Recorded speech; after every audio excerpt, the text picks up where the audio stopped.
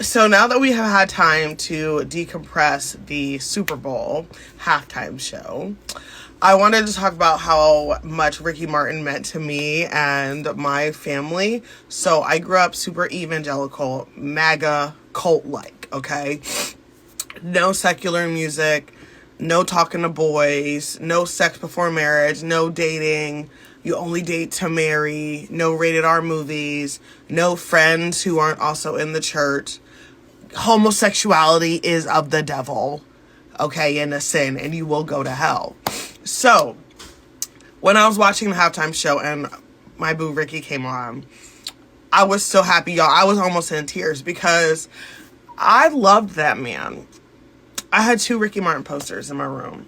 One was behind the door, so when you opened the door, you couldn't see it, and one was in my closet. That's what I had to go through because the man was gay, so that I could love him and I could, like, support an artist that I like. My brother was not allowed to like Ricky Martin because he was gay.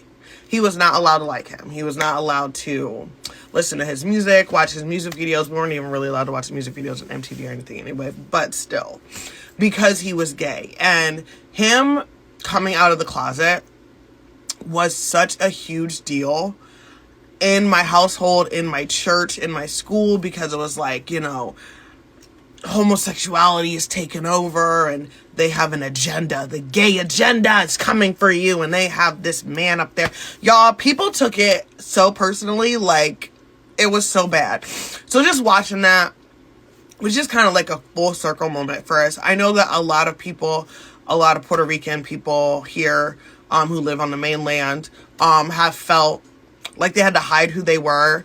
I know that at times Ricky Martin wasn't able to sing in Spanish and able to really, like, fully embrace his Boricuaness, you know what I mean?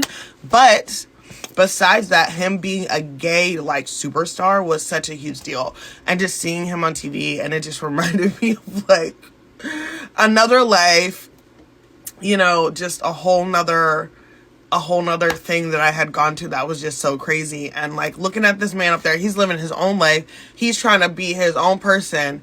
And the church that I was in and the religion that I was in was just so caught up in the homosexuality of it all. It was just so crazy. So seeing him just be out there and be great and be himself and sing in Spanish was... Thank you, Benito. Thank you.